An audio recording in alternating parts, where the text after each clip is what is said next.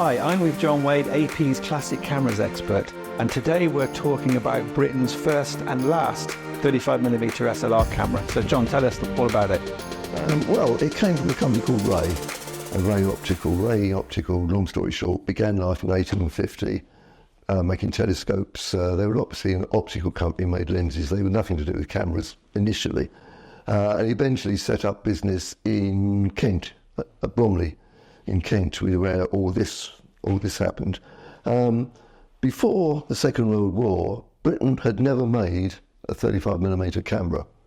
And so towards the end of the war, and it looked like things were going to pick up, the board got together and said, we are going to produce Britain's first 35mm camera. And bearing in mind that they were basically an optical company and an engineering works, they didn't do a very good job of it. And this was it. And they called it the Owl.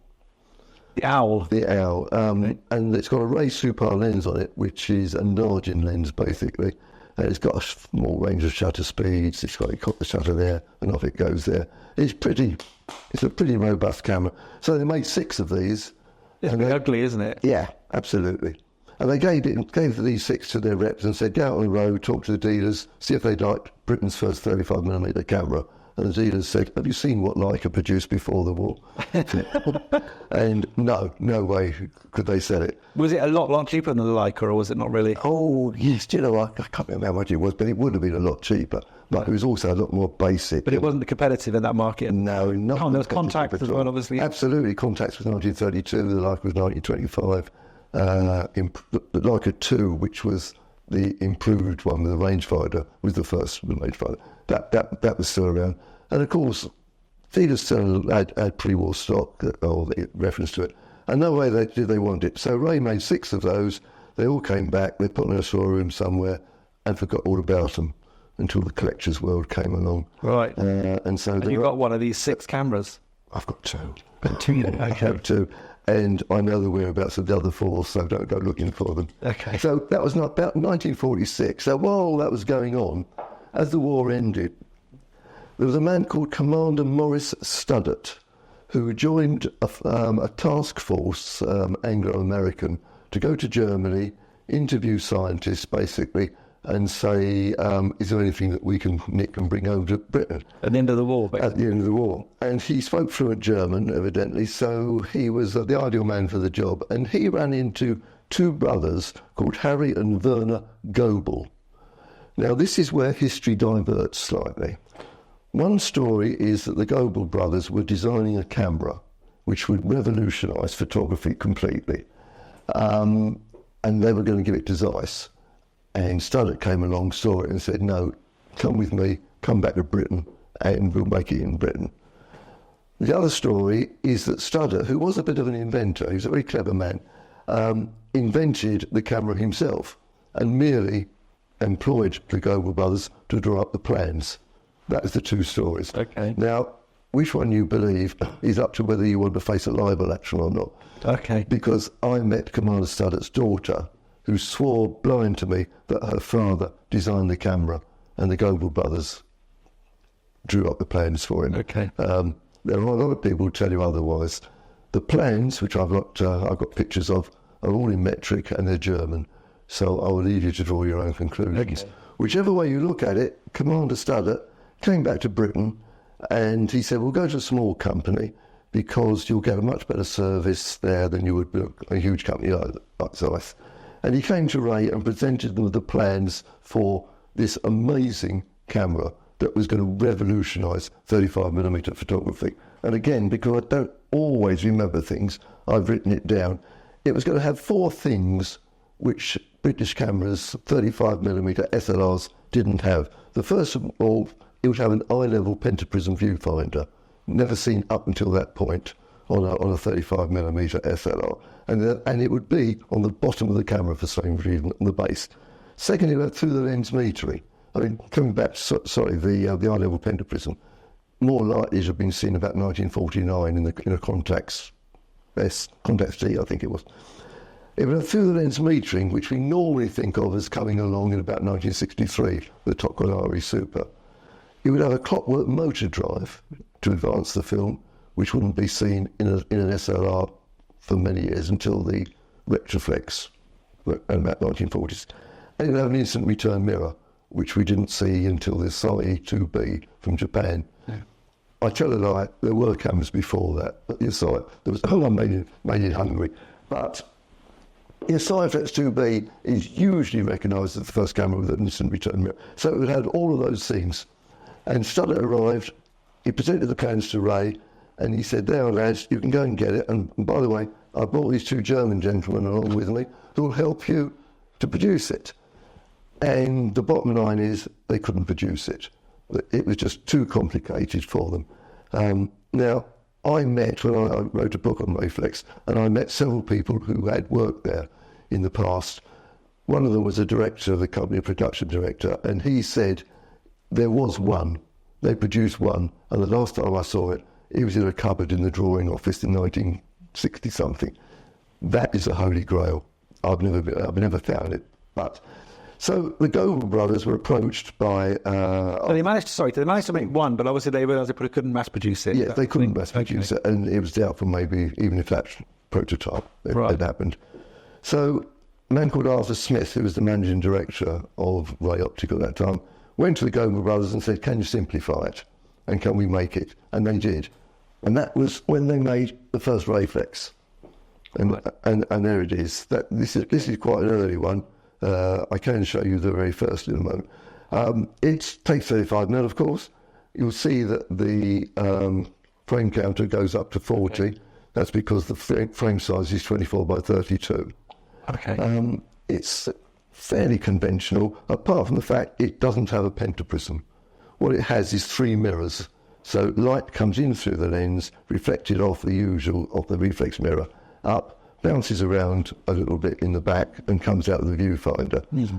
One of the problems with using 3 mirrors is that it absorbs light and the viewfinder is very dim. So if you look through the viewfinder, you'll see it's a very dim image. Oh, it is, isn't it? Blimey. But the other problem is if you turn it vertically to take like a portrait, then the image turns upside down. Okay. So that wasn't very popular. So that's the Ray, but it was called the Wrayflex 1. They made about 800, something in that region. They made it with a 24 by 32 format for 2 reasons. First of all, that sizes up by 10 to 10 by 8 paper, printing paper, a lot more accurately than a 24 by 36 frame does. Yeah. And secondly, of course, it was post-war, film was quite expensive, and you got more shots to film. But it didn't prove popular, so they remade it as the 1A in 1953. And this is practically identical. Once again, you can look through the viewfinder, you can see it's quite dim. But the problem is, of course, that it still uses mirrors and turns the image upside down when you turn it vertically. What it needed was a pentaprism. Now, the camera at this time probably cost about £95, and to add a pentaprism would have cost about another £25. Okay. They didn't think it was economically viable. So what they did, they produced a prototype. Here, another prototype, which is this, which is a prototype these days known as the prototype for the Wrayflex 2. And this introduced an extra mirror. And as you can see, it's got this little triangular hump on there. Yeah. And so the light comes through the viewfinder up in the usual way, but then bounces backwards and forwards horizontally before it goes all the way, and that corrects it. So suddenly they now had the picture the right way up, the right way round. But even that didn't catch on. They realised that they had got to put a pentaprism on it. So it's not very pretty either, is it? No.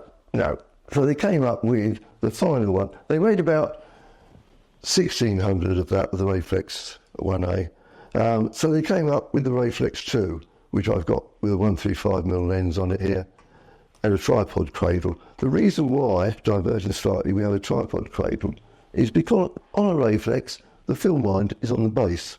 Right. So you snip that up,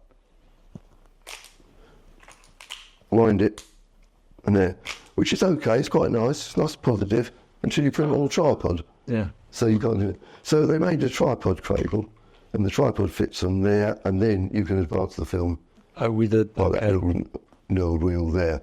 So this was the Wrayflex 2, in which they did put a pentaprism, But again, it turned out into a rather ugly camera. And the reason is the mirror box inside, at the time that you take it on the first cameras, as you take it, instead of just the reflex mirror flipping up, the whole mirror box went up. And it went up into the space between the mirrors, which you haven't got on a pentaprism. Right. So they had to take the basic design and then slap the pentaprism on top of everything, which is why it ended up so ugly. So that really could have been quite a nice camera, a bit ugly, but not a bad camera. The problem was they produced it in 1959, which was the year the Nikon F arrived from Japan. Right. And it also coincided with the time when border trade restrictions were lifted, which had stopped foreign cameras being coming into the country. And the Japanese came in and showed everyone they could do it so much better and so much cheaper. And it is really ugly, isn't it? It is. I mean, you look at this and you compare that with something like a Nikon F or any of the Japanese cameras, even the German cameras at the time, and it's just, yeah. And of course, it hasn't got an instant return mirror either, which the Nikons did. Oh, okay, yeah. So in all, they made about 800 of the one, about 1600 of the 1A, which is the most common now, and about 300 to 250 of the two. And it's still 24 by 32. They kept that format. No, by that time they kept 24. Went to 24 by 36 because they went to that on the 1A, and they kept it. Right. Okay. No independent lens company would make lenses for it, of course. So they only made their own. They made two standard lenses, the 2.8 and f2. They produced a 90mm portrait lens, which you've got on there. No, sorry, that's the 135. Yeah. 90mm I've got on another camera there, and a 35mm lens. There was talk of them producing a 20 centimetre telephoto lens. They made some, they advertised them, they put them in their brochures, never saw them again. Really? They're out there somewhere. Right, okay. Now, if I can tell you an interesting little story about one of the cameras, which I have over here. When I was researching the book that I wrote on Wrayflex, I tracked down an old director. I think he'd been the financial director of Ray. His name was Arthur Penwarden, and he was 97, marvellous old man. And I went down to see him, and he said to me, you might like to come see me because I've got the prototype of the Wrayflex. And I said, really? And I thought what he got was that one I told you about before, of which they only made the one. So I went scooting down to Kent. He still lived in the next road to where Ray Oh, wow, okay. I went scooting down to Kent, and I talked to him and I interviewed him. I said, well, where's this prototype, Arthur, then? And he gave me this. Right. And I made all the right noises, and I thought, well, it's a Wrayflex 1. So I said to him, I thought you said you had the prototype. He said, that is a prototype. I said, well, what about the one that they made all those years ago that had all those whistles and bells? Oh, I haven't got that, he said. I haven't got that. He said, I've got the one that came before it. And that's how I came to learn about the owl. Okay. He said, do you know with this? Just the owl, okay. Yes. So I said, okay, so why is this a prototype? He said, do you know what serial number they started with? And I said, well, I've always been led to understand it was 1503. He said, look at the serial number. It was 1503. Okay. Now, having said that, I think he was mistaken. I think they probably started at 1501 because I have got a history of the company written by the ex-managing director, and he talks about 3 pre-production prototypes that they made before they went into production. And it makes sense that they would be 1501, 2 and 3. Yeah. So I'm not going to say that is the very first Wrayflex. It could be the third one, but it could be the very first one that's still existing. The existing. Yeah, the oldest one in existence. I think so. The other story is I tried to buy it. He came up with the owl and the prototype, and I tried to buy them from him and he wouldn't have it. Right. And when you try to buy something as a collector, you know when no means no, but yes if you offer me more money. And you know when no means no. And he was adamant, no, it's part of my history. Can't do it, can't sell them. So I said, okay, fair enough. I said, here's my business card. If you change your mind, give me a ring. 2 years went past, and I got a phone call out of the blue from a lady I'd never heard of, and she said, you don't know me, Mr. Wade. She said, Arthur Penwarden was my father. I'm sad to say he died a couple of months short of his 100th birthday a few months ago. She said, "Oh, we've just been going through his belongings and we found these 2 cameras with your business card attached to them with a note saying, 'Please pass these to Mr. Wade.'" And that's how I came by the very first Wrayflex. Lovely, isn't it? And so, I mean, what I tell people is Ray only made 3 cameras and I've got 10 of them and they're all different. I'm not going to go into all of them, but there's a few things like this. This is a Wrayflex 2, which was made for photomicrography. It's a photomicrography lens. And it's the same camera, but it's the same camera, but the viewfinder is blocked off. I think it's only got a single shutter speed. So the camera itself is different. But the camera is still Wrayflex. And what was the lens mount? 41.5 millimetre. Why didn't they make it 42? They might have got more lenses. Might have got more people making lenses. So why would they not do that? Because they were Ray. They just thought they knew better, or just was it sort of arrogance, or was it an ability to do 42, or? I think it was arrogance, to be honest with you. It's a strange thing. That said, I have got some lenses that have been adapted by. I've got half a millimetre, isn't it? Yeah. Were they even aware of the 42mm Fed at that time? They weren't. They were here in deepest Kent, and Pentax were doing it over in Japan. They may not even have been aware of it, to be honest with you. Well, no Google at the time, was there? No, quite. Yeah. So what are the controls on this sort of camera then? So you've got you've got normal stuff. There's 2. Is that just 1,500 and B? Are there any shutter speeds? Yeah. It's strange because you've got the B setting between, I think if I remember rightly, the latest says, B 500,000, and then you go all the way around and you've got half a second, hang on 1 second, half a second there up to the 250th. Oh, okay. So it's half a second to 250th around there. And then for some mechanical reason, you have to go a little bit further before you can get to the 500th, and then 1,000th, and then B. And because the way it turns, it has to go through B to get to the 500th.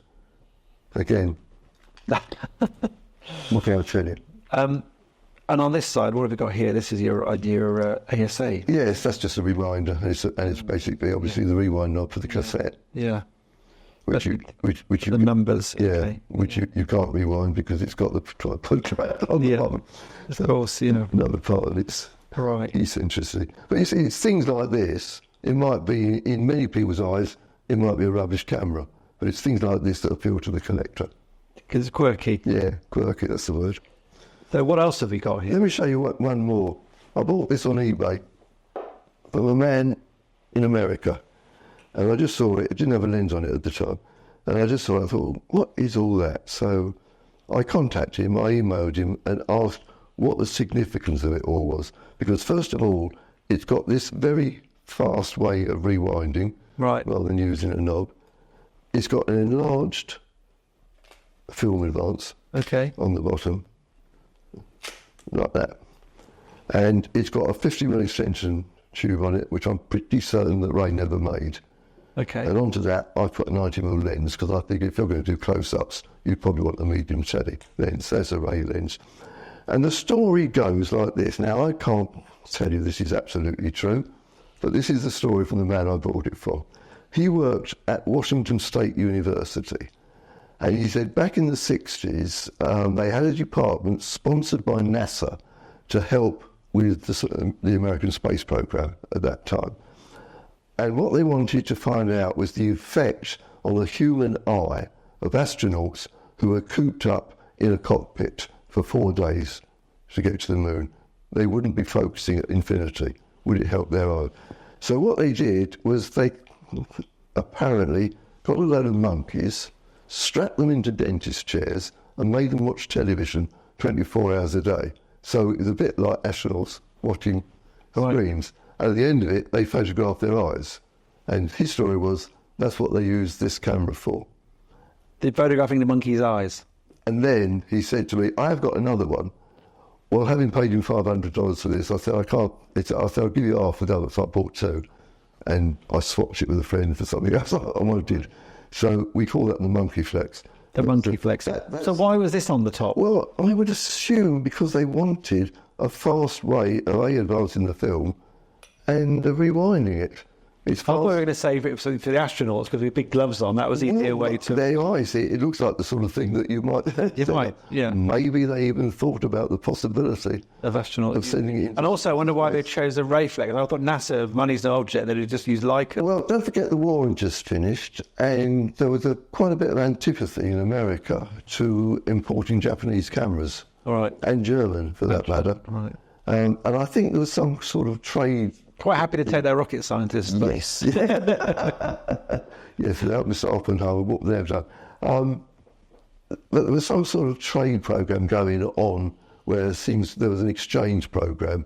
They could send English stuff to them, and they could send American stuff to us. After that, they did make a few other things. They tried to make a press camera, but it wasn't very successful because by the time they made it, everyone was using Nikon Fs. They made a stereo camera.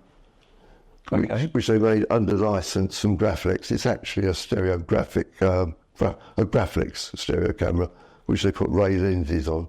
And the interesting thing about it is the two lenses for stereo work are fixed focus at two different distances. One is focused at infinity, and one is focused at about 6 foot. So the theory is that with a stereo pair, something would be in focus all the way. Okay. There you go. And that was moderately successful. Okay. It reminds me of it. It looks like something out of a 50s sci-fi movie. It doesn't it? It has a sci-fi look to it, doesn't it? Yes. Yeah. Wow. Okay. It's like something you might see in Forbidden Planet. Yeah. There's obviously no... there is a viewfinder. It's very small, blimey. Oh, well. Yeah. I always missed it. This is the thing you find about so many vintage cameras, the squinty little tiny viewfinders. Tiny viewfinder. I mean, even the Leica was guilty of stupidly small viewfinders. Yeah. And there's obviously no focusing to it. It's pretty basic then.